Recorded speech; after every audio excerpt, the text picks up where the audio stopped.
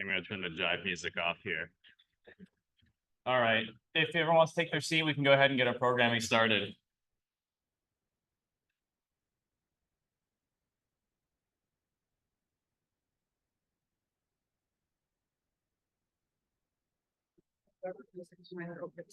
Oh, I can imagine. All right. All right, morning, everyone. Morning, ILABB. I want to thank you all for coming out to the 2025 Spring Educational Meeting. We're very, very excited for this year in particular. We have a long day ahead with on the order of like 6.5 to 7 hours of educational programming for you. And you're here to listen to them talk and not me, so I'll try not to take too long here. So for the day's structure, you guys should have all received a copy of the agenda. It'll also be cycling on the screen between sessions. Request that you hold your questions for the sort of end of the talk. Each of the speakers will be able to take questions at the end for about 5 to 15 minutes each. There will also be built-in break periods between each talk. As you notice, we do have a breakfast service. We also have a lunch and an afternoon coffee service, so look forward to that. If any of you need any quiet spaces, for example, for teleconferencing, where you need to step away for a bit, there are quiet spaces available here in the NAU Conference Center. It's on the second floor. If you just take the elevator out there and then turn left, there should be several quiet pods for you to use if needed. And as far as handouts, you should have received first in the agenda. You should have received a set of the PACE evaluation forms. If you wanted to receive continuing education credits for attending these talks, we'll need you to fill out evaluation forms for each of the talks that you hear, and leave those at your tables at the end of the day, and we'll collate them. We'll be sending out the certificates probably in late May or early June.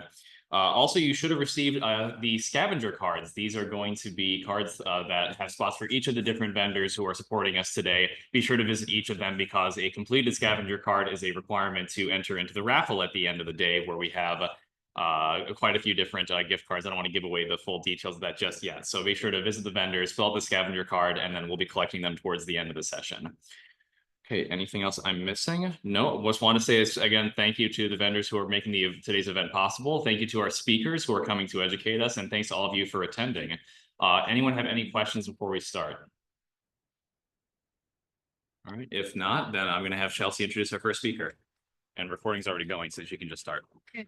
Thank you, Dr. Carl. Welcome, everyone. My name is Chelsea Gerking. I'm the manager of the Rush University Medical Center Blood Bank. So I attended a clinical laboratory managers conference where I strongly recruited Allie. Her presentation is absolutely amazing. Really resonated with me. So I'm really excited to introduce Allie Murphy. She's earned a genetics and biochemistry degree and is currently a technical specialist at Park Nicollet. She's really done it all in terms of laboratory management leadership, but she is the National Director of the American Society for Clinical Laboratory Science, among many other things. So I'm really excited to welcome Allie Murphy today to talk about imposter syndrome. Thank you. Right. If you further stick or the We'll just make it work here. I gotta use a microphone, guys. This is gonna be fun for me. How are you guys all doing this morning? Bright and early. Yeah, yes, good. That's what I like to hear.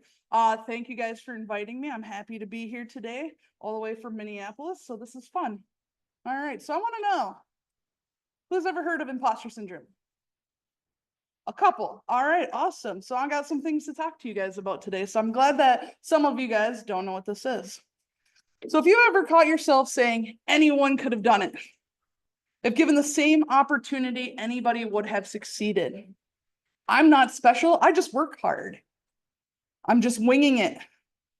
Or I don't deserve to be where I'm at. Anybody know that they say these things when it comes to accomplishments? I got one. I got a couple. All right. So if anybody is willing to admit these things, you might, in fact, be suffering from imposter syndrome. And that's what we're here to talk about today. So I'm happy to talk to you about it. Here are my objectives. I don't really want to read them, but here we go. Define imposter syndrome. We're going to talk about the 2 classifications of imposter syndrome and the 4 subtypes. And then we're going to describe how it impacts your professional and personal confidence and development. So conflict of interest. I am an imposter. All right. I do not know why I'm here today. But in all reality, I don't have any real conflicts to declare. But my imposter syndrome is something that's plagued me for a long time.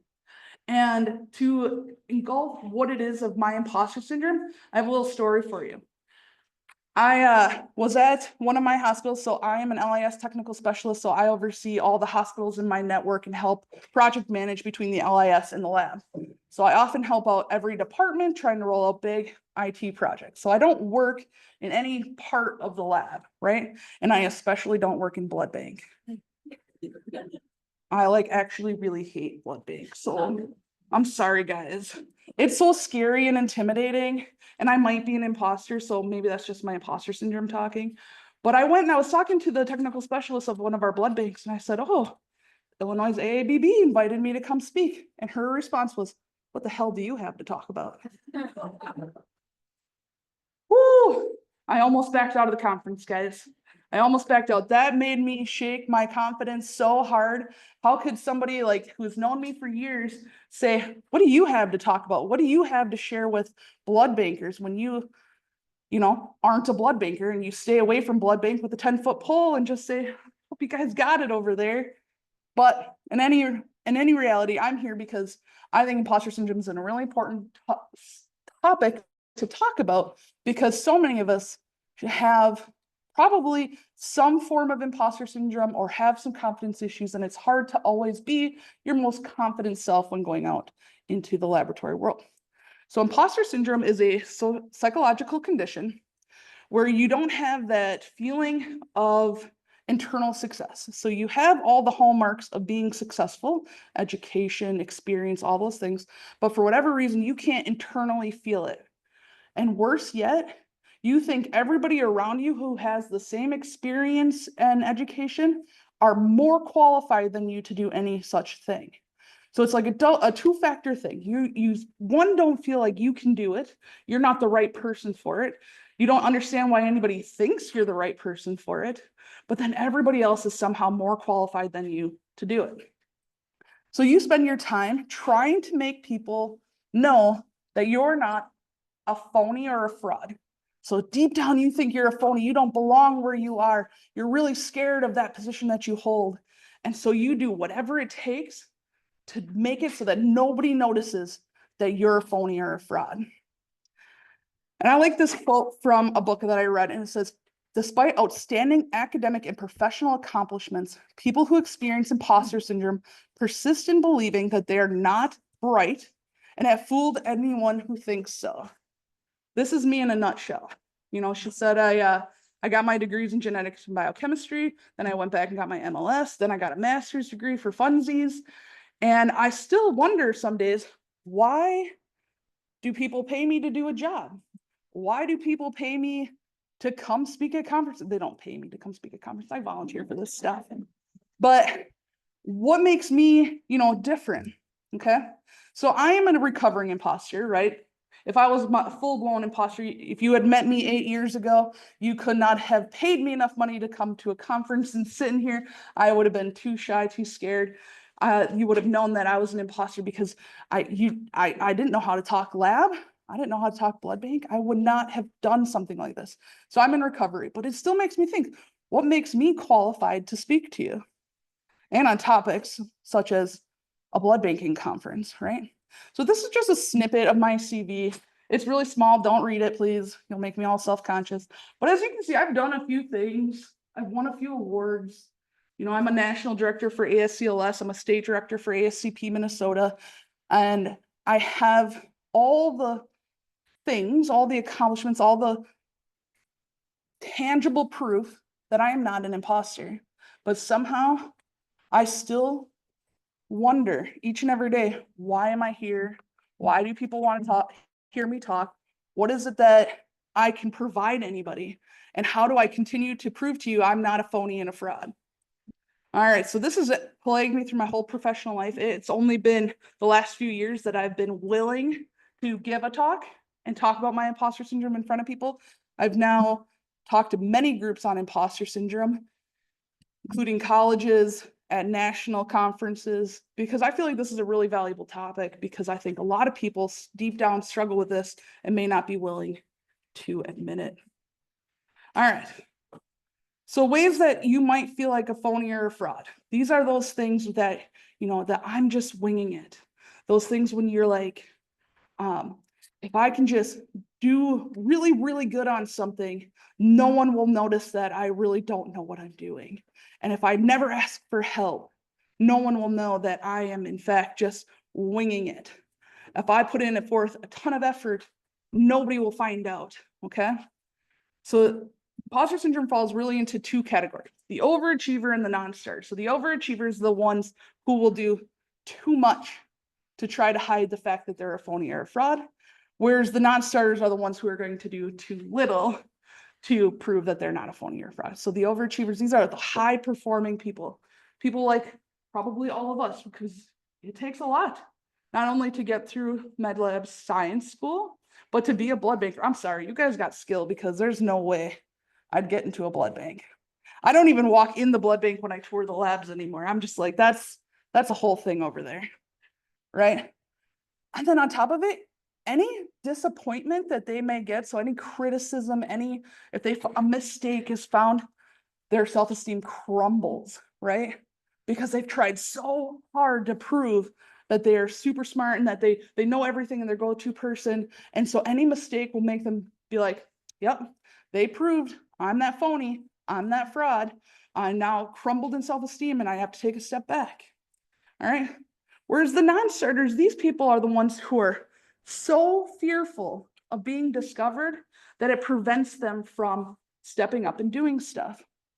All right. So they're the ones, I like to think of these people as like, remember back in like high school, there was always those kids who were super smart, super gifted, and they just didn't seem to take off after high school. They didn't seem to do much and get out there. Those are likely imposters who use sort of this non-starter type of imposter syndrome to mask their deep-seated fears that they aren't as smart as everybody thought. And by not doing anything, they can continue to give that falsehood that they are, in fact, not that smart. All right, so there's 4 categories or subcategories under the 2 types. So under type 1, you got your perfectionism and your people pleaser. Type 2 is paralysis and procrastinator. So we'll go into them. The perfectionist. So this person likes everything to be right the first time. They'll put forth a ton of effort and to make sure that every piece of it is correct. They will not put forth a single response until they've thought it through, done the research, made sure it was right. These are the people who take notes, rewrite their notes in prettier colors to make sure that everything is perfect and right, okay? And a lot of this overwork and this constant redoing of work is their low self-esteem, because they're really afraid that if it's not right, everyone's going to find out. Can anybody identify as a perfectionist? Willing to identify? Yeah, I was gonna say, you guys. Yep. All right. The next type is the people pleaser. This is me. These are the people who don't say no. When you get asked to speak at a blood banking conference, you say yes, because you can't say no. So these people are the people who take on too many things. So these are the people that if you go to and say, hey, can you help me with this? They're going to say yes, because they're so afraid that if you say no, that's going to mean that you can't do it. Therefore, you're not equipped to do it. You're not competent to do it. And that's going to lead to people thinking that you're not smart or you're not capable. And that deep-seated fear leads them to say yes to everything, because they don't want anyone to find out that, in fact, they can do, they just choose not to. But in fact, that they're just so struggling with their self-esteem that they can't seem to get out of their own hurdles. They can't seem to get out of their own mindset. And so instead of letting anybody find out that they can't do something, they will just say yes to everything. Is anybody besides me in this category? Yeah, got a couple of them. All right. The paralyzed. So these people have such a deep-seated fear that they're going to be exposed as not being as smart that they just end up doing nothing. One thing that when I read about this particular category that I often found is people who their parents constantly say, you're so smart, you're the smartest person in your class, you're so gifted, you're so amazing. And then they get this horrible feeling that they need to always be perfect and the smartest, but they don't think that they are, but they have to be able to prove it. And so since they can't figure out how to do anything, they just stop. They just decide that that's it for them. They're not going to go forth after new activities or new opportunities because they're so afraid that they won't live up to those expectations that they heard all the time as children.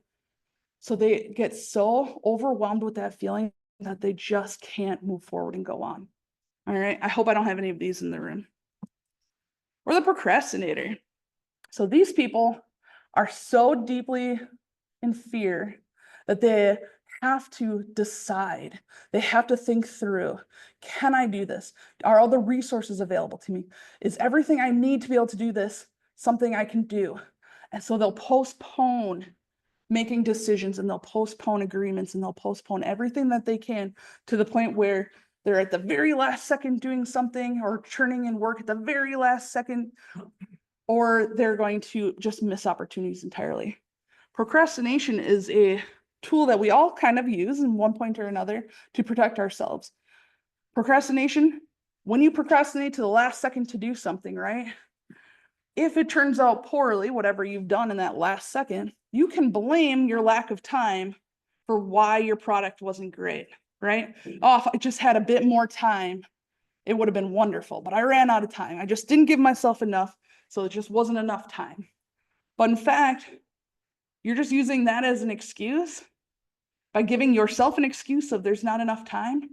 Because if you put forth your best effort and you didn't do well, that reflects directly on you.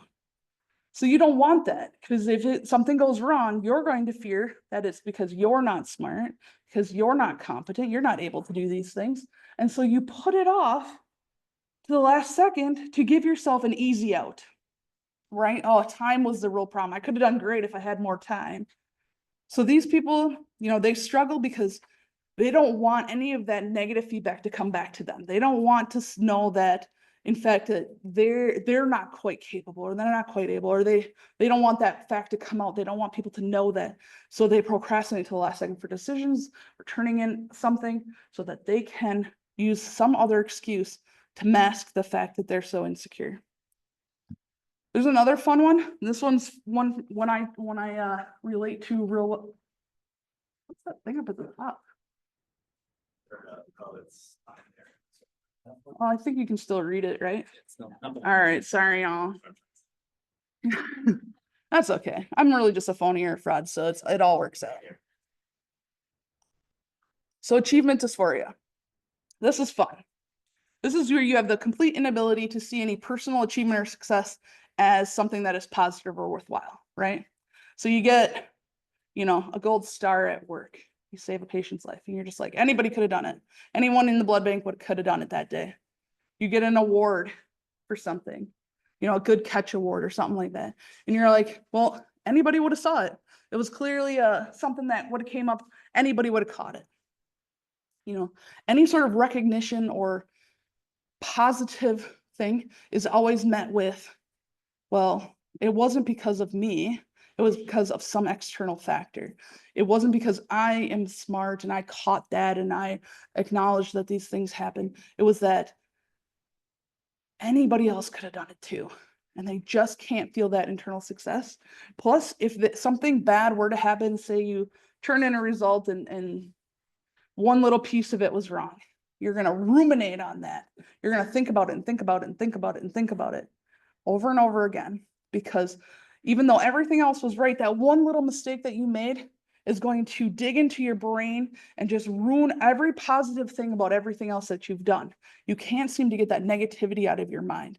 And so even though you were, for all intents and purposes, successful, you can't see it. You can't feel it. And so no amount of recognition, actually recognition ends up being kind of a bad thing, where you don't want to see that recognition. You don't want to hear it. You want to know that you're just that person who's just trying to make it by not being a phony or a fraud. So any recognition that you get is met with like extreme hesitation and like, no, not me. Don't bring that on me. All right, so very fun. All right, some statistics for imposter syndrome, probably more than what we probably think about. This one I got to really read the slide here. All right, almost a third of people, both men and women, don't feel that they deserve the success that they've gotten, right? That's a large fraction of people to say that whatever success, whatever they've done in their career or accomplished, don't feel like they've deserved it. 36% of women, 34% of men say they are perfectionists and hold themselves to unrealistic expectations. Do we have our unrealistic expectation people who hold themselves above what normal people would consider is okay? Yeah. 44% of women, 38% of men believe it was all a fluke. Their whole career, their education, everything that they've done, it was just a fluke. You know, you got into a school that was easier than everybody else. You landed a job because nobody else applied. You did a great job because no one else was there to prove you otherwise, right? Almost 50% of people do not believe that the rewards that they've earned is a result of their work. So they think that people are just handing out awards willy-nilly just because you're there and not because you've actually done something worth receiving an award for. And this deeply impacts people who are successful, bright, and educated, which is all of us in this room. So there's a good chance that up to a third of you guys struggle with some of these feelings. And this is really common in competitive workplaces, which is the lab community. We're divvied out. You know, when a blood bank position, I'm sure, opens, it's prized, especially if it's on day shift. I don't know. I'm a microbiologist, so I'm going to just base it off microbiology. Day shift micro was that prized thing that everybody wanted because that's where you got to do the real fun work. So I'm guessing it's the same for blood bankers. Never been there. All right. And then this is really common in STEM professions, especially in women in STEM professions, because it is something that is perceived as being harder than the rest and therefore harder to achieve. And people expect to think that they're going to stay on top of everything all the time, all the changes, all the new technology, everything coming out in the literature. They think they're going to be able to stay on top of it. But that's physically impossible, y'all. You'd be constantly reading and studying and still wouldn't keep up with the amount of change in science that occurs every day. All right. So humans are imposter syndrome in the lab. So we feel this all the time. You know, the lab is human dominated. Where do we see imposter syndrome? In humans, right? We see this in educated fields. We see it in careers where there's clear divisions within the field. Maybe not so much for blood banking, but like the rest of the lab. There's a division between phlebotomy, MLTs, lab assistants, MLSs, MMLSs, DCLSs. Like there's deviations and there's pay differences. And so there's competition in that. There's competition in the lab. The lab is constantly changing. How many would like to agree that the change in the lab is fun and we like it? How many would say that change in the lab is hard to keep up with and it makes it really hard to go about your day because you fear that you're going to make or you're going to do something that was from yesterday and you miss the change for today? Yeah. That makes it really hard to be really confident at your job when everything is changing around you all the time. All right. We see that in some labs that there's a reputation of eating your young. Anybody ever heard of this? Yeah. This is a phenomenon. You see it some places. I hope none of y'all have experienced this, where the older techs expect the younger techs to know everything because they just got out of school and they're supposed to be perfectly competent and know everything and they shouldn't have to baby them in any way. And so what ends up happening is they almost sort of bully the young because they don't know everything and they still need that confidence and that training to become a great tech. And so a lot of younger techs get this like terrible feeling of self-confidence because their self-esteem is constantly being attacked by these other I say older, but then I don't mean in age, I just mean in experience, seasoned techs. Yep, because there's just this unrealistic expectation that they should know everybody. I'm not saying, I don't mean it like old as an age. Sorry guys, I'm gonna change that as soon as I go back to my hotel. Taking out old techs, seasoned techs. All right. There's high levels of burnout in our field, right? It is really hard some days to continue doing the bust and grind of laboratory. It can feel, you know, like nobody cares, nobody sees the lab, nobody, appreciates the lab. We just had lab week. How many felt truly appreciated by their whole hospital system? Yeah? Your whole hospital acknowledged lab week? Where do you work? I might need to go there. That's impressive. No, we didn't get anything. Like lab celebrated. Nobody else celebrated us. But let me tell you, it's lab or nurses week or was last week, and you sure knew about that. All right, and there's a general lack of mentorship in the lab. How many feel that they've truly been mentored in the lab? Oh, we got a couple. That's awesome. Mentorship is something that I think genuinely lacks across the board. So if you're somebody who has great skill and knowledge, reach out to somebody, no matter what their experience level is, and teach them what you know. Form that relationship, help them be better at what you do. Without it, you just have to kind of flounder through your whole career path, and it's hard. So we're going to go back to some of these common thought processes. I just want to hit the ones I've underlined. People who struggle with imposter syndrome often devalue or downplay their skills. Like you could be the greatest person at identifying antibodies. You'd be like, no, it's not me. It's really so-and-so over there. I'm just doing my job. You can't see that you're really good at what you do. And you underplay and you downvalue. You're like, no, I'm just doing my job. Even though everyone around you like, oh, I got this difficult thing going on. Can you help me? And they go to you because you're that go-to person. But you're just like, no, I'm just the same as everybody else. These people have a hard time accepting that compliments or praise of any kind. Yep. It's hard to accept praise when you deep down think that you're trying to mask for the fact that you're a phony or a fraud. It's hard to accept any sort of acknowledgement for the work you've done when you don't feel like you've personally deserved it, right? And so it's really hard to overcome it. You often focus on those shortcomings or those mistakes and you ruminate on them, and it makes any sort of success that you had just go away. And then when things go well, your feelings of imposter syndrome intensify, because once you've done something well, it is proof now that you're capable of doing that. And now you have to somehow be better than that. You have to somehow prove that you're capable of doing more. And so as soon as something great happens, you're like, oh my gosh, now everybody's going to think that I have to do better and more. And they're going to think that if I can't perform at that level, which I know I can't, which is all in your head, but because you know you can't, it's going to be hard for yourself to get over that hump. And so you almost don't want to succeed in any way because you don't want proof out there that you are capable and competent. All right. So obviously, with all these deep-seated feelings of self-esteem and confidence issues, it's hard to develop personally and professionally, right? But we really need to be able to grow personally and professionally in order to be successful laboratorians and be successful in our careers and just to be, happy. Who wants to live in this constant fear that you have to hide who you are so that nobody finds out that you're not as smart and you're not as capable, and you're not as competent because that's how you feel, even though that's not how everybody else feels about you, right? And imposter syndrome makes that always difficult. So this is what we're going to work towards. This is how I feel in every meeting. And not because I feel like Big Bird. It's just that I'm so tall. I tend to be like the largest person in the room. And then I'm just like, all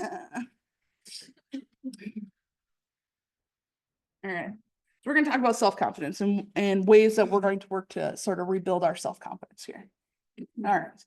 So this is your willingness, your ability to take steps towards a valued goal, even when you feel anxious and overcoming it. So this is me today. I had to have confidence. I stayed in that hotel right there, and it was hard leaving this morning. It was hard flying down here last night because my confidence was shaken by my coworker who thought there was no way that I could speak to a group of blood bankers, right? It's even though I had that anxiety, I had the confidence to come here and talk to you guys today.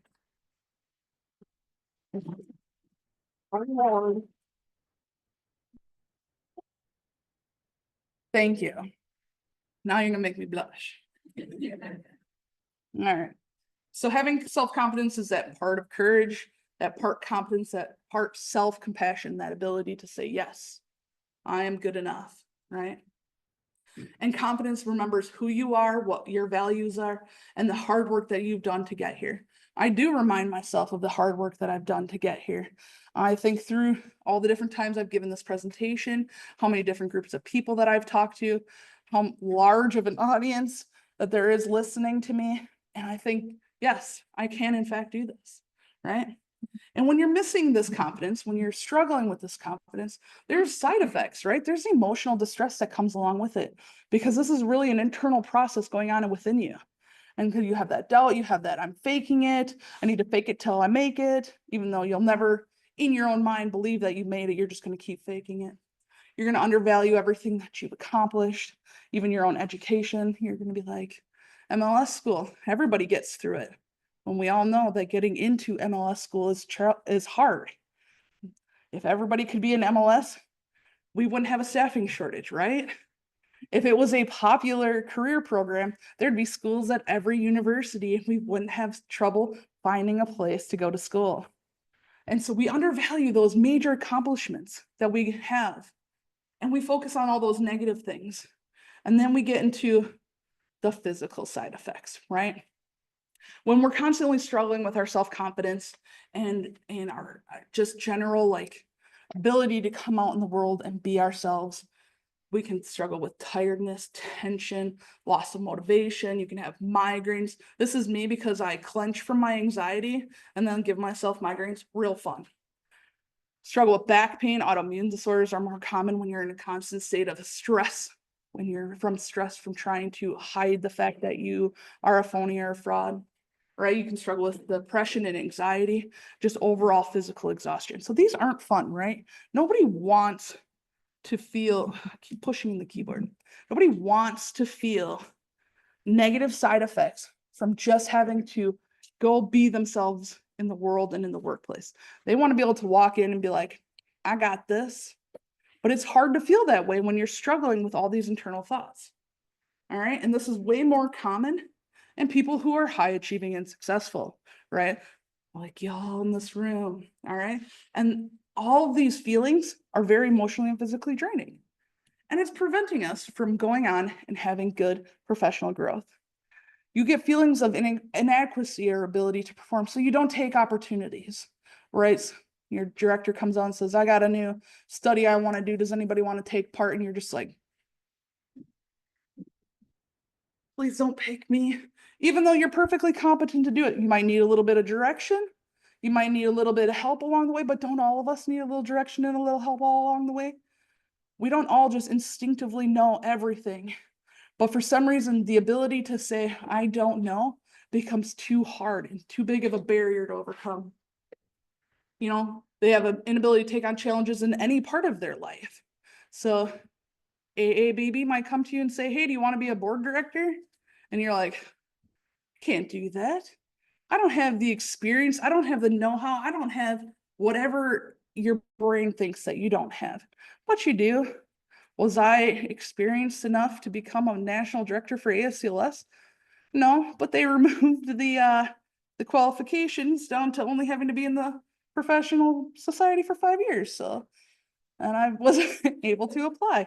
And for whatever reason, 700 people voted for me and I thought they were crazy. 250? I don't know. Somebody voted for me. All right.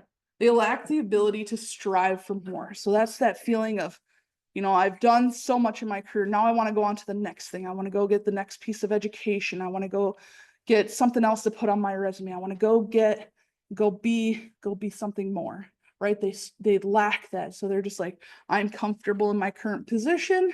I don't need anything more. I'm happy with where I'm at. Or they have the inability to say no to things. You know, can you do this? Yeah. Can you do this? Yeah. And all of a sudden they're so overwhelmed with things, and none of it is things that they want to do for their personal reasons. It's all things that people have asked them to do, right? So personally, I want to go do maybe a doctorate degree, but I'm so busy with all these things I can't say no to. I can't even get thought process going to think about what do I need to do personally to improve my situation. And then they feel down and worried, and all these negative feelings leads to all those negative emotional and physical symptoms. So they end up just feeling drained and overwhelmed, right?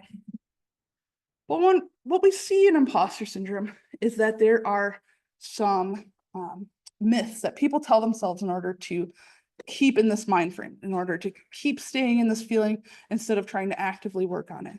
They'll say like, it makes me work hard.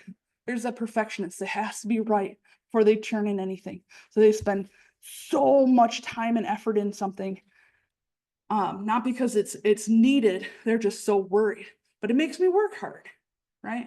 Or it keeps me humble. You know, you can't accept those praise, that the recognition of any kind. Well, it keeps me humble. If I don't accept my awards and go up there and be like, yes, I'm the best, I'm really just a humble individual. But it's really opposite of that. You're really just so afraid of the praise and acknowledgement that you take your award and you just kind of shuffle away. You can't really accept it. You aim for high standards because you have set unrealistic expectations for yourself. I know someone out here was one of those people. And it motivates me, right? Because if I can't say no to anything, I end up doing all these things. And so I have to be an incredibly motivated person in order to get all this stuff done so that nobody will think I can't do it or I'm incapable of doing it. So you'll spend those long nights and long hours trying to accomplish this stuff that doesn't help you personally grow. It helps whoever dumped it on your lap because they knew you wouldn't say no, right? It's better to be modest than arrogant, same as that humble feeling. And it keeps me in check. Because if I keep telling myself I'm a phony or a fraud, I'm not going to get a big head. I'm not going to go out there in the world and be like, I'm the best person ever. And it's really just going to keep me grounded and keep me where I need to be. But in reality, it's all crap, right?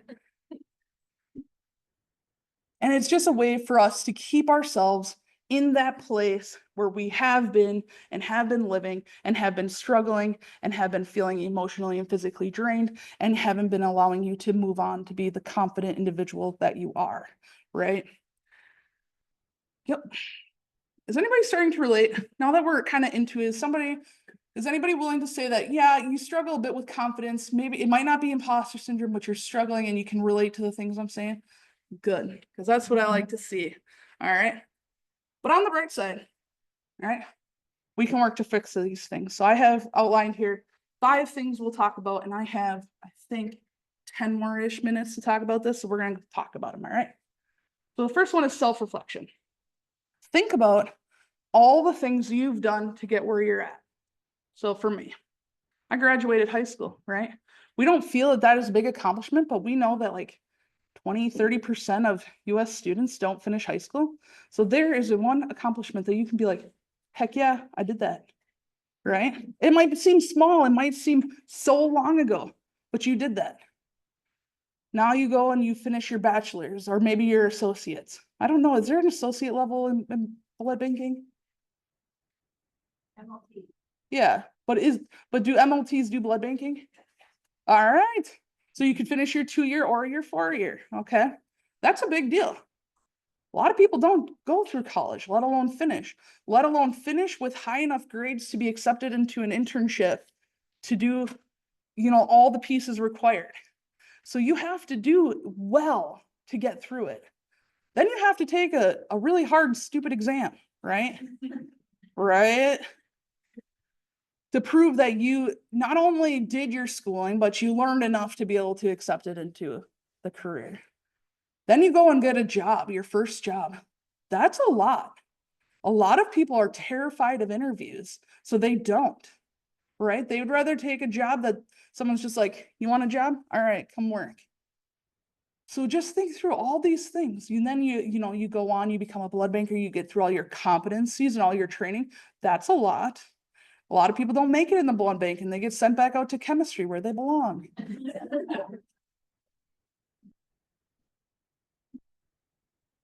It's where I belong. No, it's not where I belong. I belong in micro. I miss micro. Okay. So yeah, so think back of all these things that you've done to get to where you're at today, right?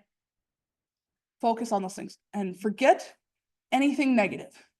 Focus on those positives, all the things, list them out because you've done amazing things to get where you're at today.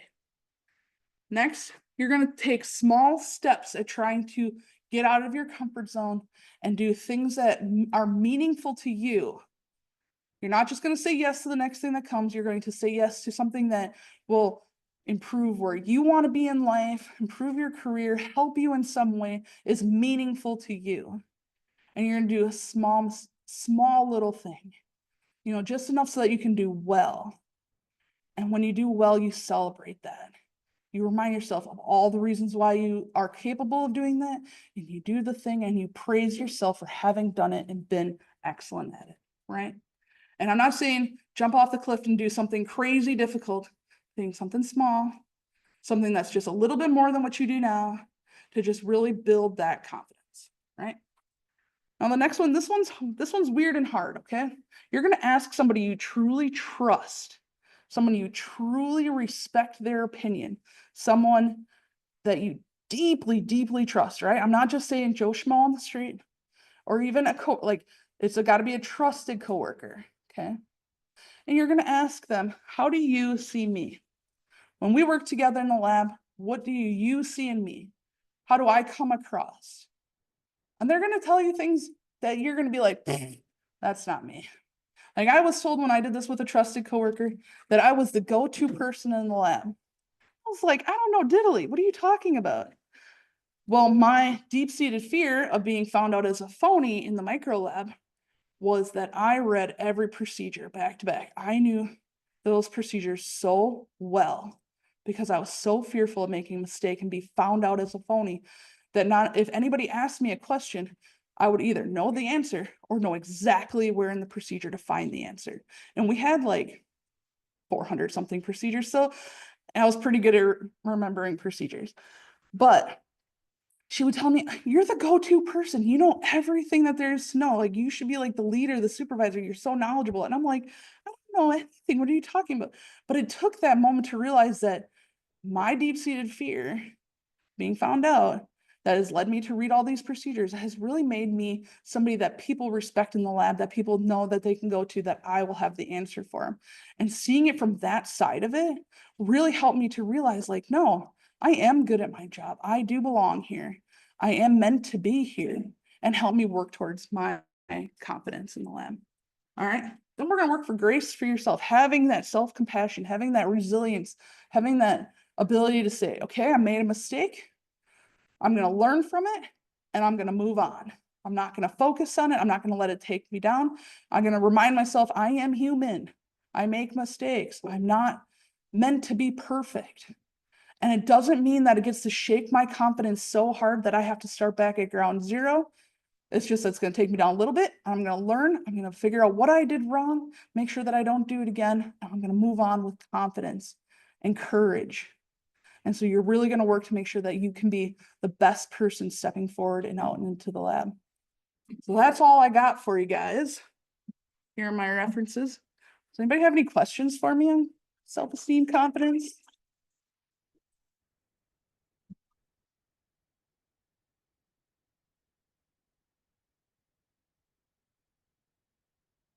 Yeah.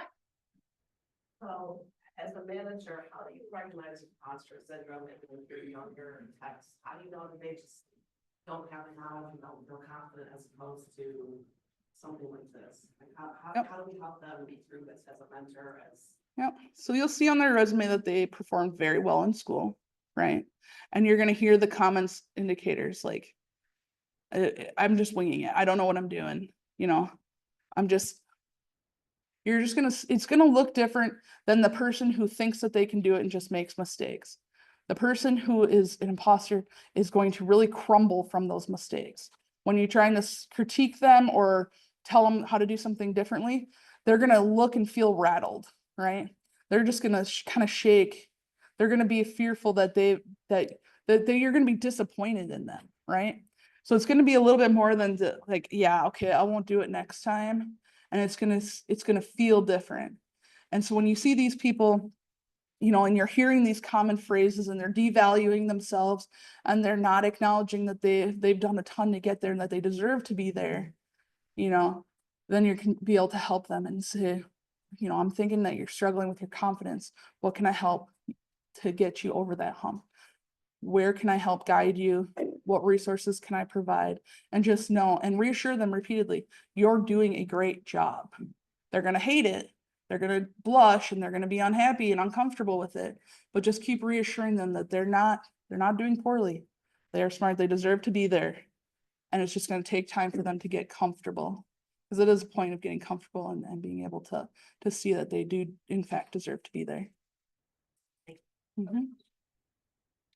I just have a comment. Yeah. Cause I mentor students, and when people they'll share with me that they're really feeling insecure about something, a lot of self-doubt. But I, first of all, number one, for anybody, and you know this, because we've all felt uncomfortable with something, practice, it helps. And scripted, if you, like, I don't really like to talk, believe it or not, I don't like public speaking.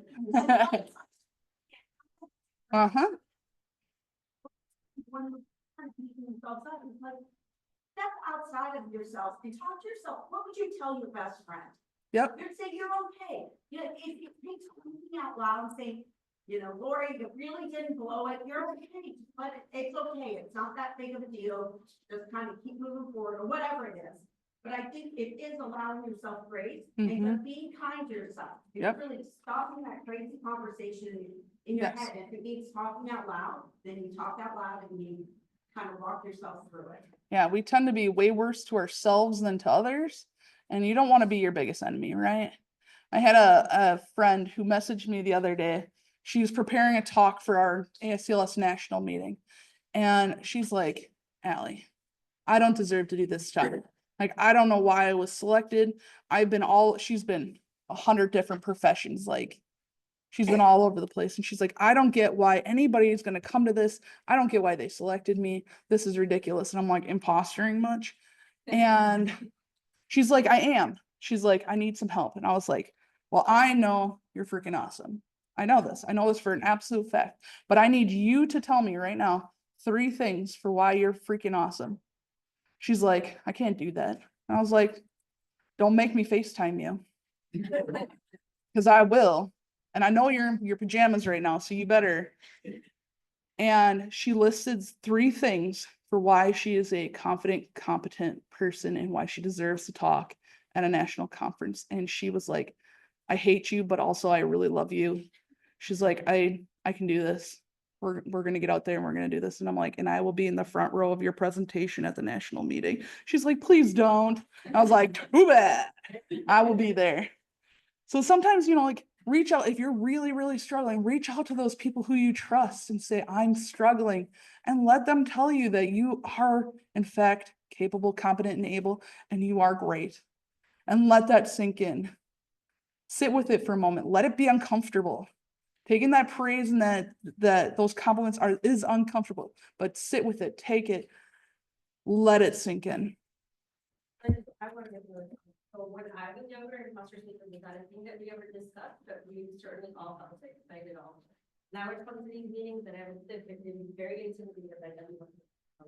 So what I would like to comment on is that if you're in that situation right now, that you seek out help, that you are not afraid to ask for help, which is what you stated, right? But those of us who are mid-careers can offer guidance. We should also be willing and open and let them know they can come to you for questions. Because sometimes as a young one, you don't know who you are. You don't know who to seek out. And if you put yourself out there and you say, my name is this, I'm willing to help you, please reach out. Anyone who's worked with me and for me knows that if you text me or call me or email me, I will answer you. And I will help you no matter what it is. I'm sure there's plenty of people in this room who've done that with you. So you need, as a mid-career, so I also encourage you to be willing to do that for the people that you work with and who work for you. Absolutely. I promise. There's trouble. Yeah. Go for it. For all of you young folks out there, don't be afraid to get involved. So, like these meetings, we need, I'm not doing it right now, but trust me, I'm done. Just aware when you say yes, you end up doing it for a while. Forever. And it helps you to build your network. And anyways, you end up making a bunch of friends. So I really encourage that. So if you're feeling a little like you're trying to learn more in blood banking, there are so many people. We're only nice people here. So you can always come up pretty much to anybody. Yeah, Join, but really volunteer to be on like the board, just as, I don't know what kind of memberships it gives, student ones or like the emerging, blood bank professional, If whatever. joining is free. You wanna join, you sign up, you send your email, it's free. You will get all of our notifications. You don't have to pay anything, you just pay out to the email. If you wanna become part of the board, we're always happy to welcome. We need more people to join the board because we're actually president lists. Which we're gonna solve. We would like more young people to join, to bring, fresh insights and knowledge and energy, because some of us are getting older and tired and we've done it a couple times already, and it's all. all right, who's students in here? Who are, Yeah. who are within the first 5 years of your career? All right. All y'all who aren't in that, who didn't raise your hand, you saw who raised their hand. Let's make. All right, raise your hand if you're a student or new professional. Raise them high. All right, I see you. All right, it's honestly not as to you new people. It's honestly not that hard to walk up to somebody and say hello. I know it's scary and daunting and intimidating, but you just, like, I walked up to your guys' table and just was like, hey, hi, I'm weird. It's honestly not so bad. And you get used to it after a while, and you're able to go and approach anybody and just be like, hey, what you up to? Where do you work? And talk to your vendors. Vendors are awesome. No joke. I got some vendors in here who I've seen 3 times in the last 3 weeks because I go to too many of these conferences. But become friends with your local vendor reps because they're great people too, so don't forget them. Yeah. And can't do a meeting without a vendor, so always talk to your vendors and steal their swag because they bring it and don't want to bring it home. Is there another question? Yeah.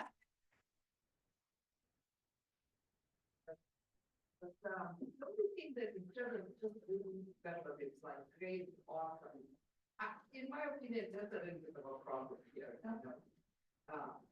And I'm from Europe originally, and this was something that struck me when I came here. Everyone is just talking in Spanish. You just start with good and better, and then get great and awesome. I mean, I think that's the burden, you want to expect someone to be great from the beginning, right? I mean, you're gonna become great when you get later in your career, but start with being good with what you do, and then expect to be great. I mean, I don't consider myself to be great yet, but what I'm doing, I think I'm good at what I'm doing. I may need to do my job very well, but then awesomeness, maybe I have moments of it, but.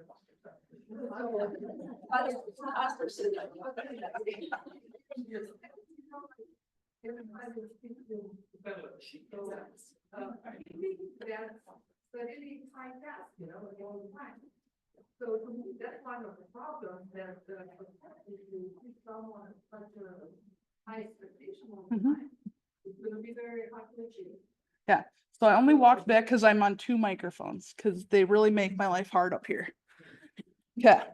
So her question was, why do we use so many superlatives? Why are we to push for great and awesome? Why don't we start with good and getting better? So I have sort of a probably a generational response. So as a younger folk, I was so used to being great in school, right? I was told I was great. I was told I was smart. And when somebody tells me I'm good, it shakes my confidence, right? It's hard for me to be just good at something.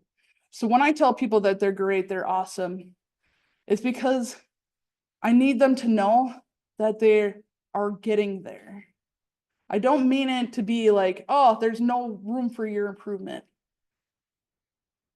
I think, yeah, probably, because you're going to go to your first review and you're going to get, meets expectations, right? You're not going to get exceeds or whatever's above exceeds. And it's hard. But I would expect that a lot of us know that we're high achievers. And that when we don't get those high marks, it can be hard on our confidence. So I know it's hard on me to hear that I'm just good at something. I know deep down that I'm probably mediocre at best at it, but I have a hard time hearing it. So I don't have a great response for whether or not we should all be using more or less superlatives, but it's just, that's my feelings from being a millennial.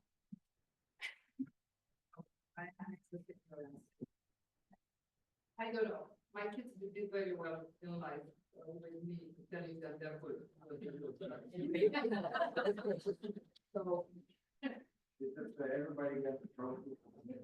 Yeah, I better get a dang trophy.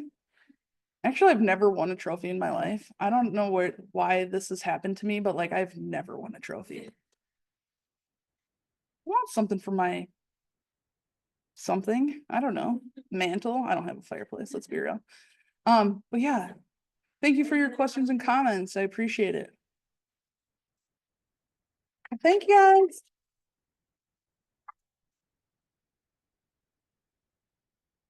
You're welcome. Okay, we'll take a 10-minute break and then we'll start our round discussion on the transfusion.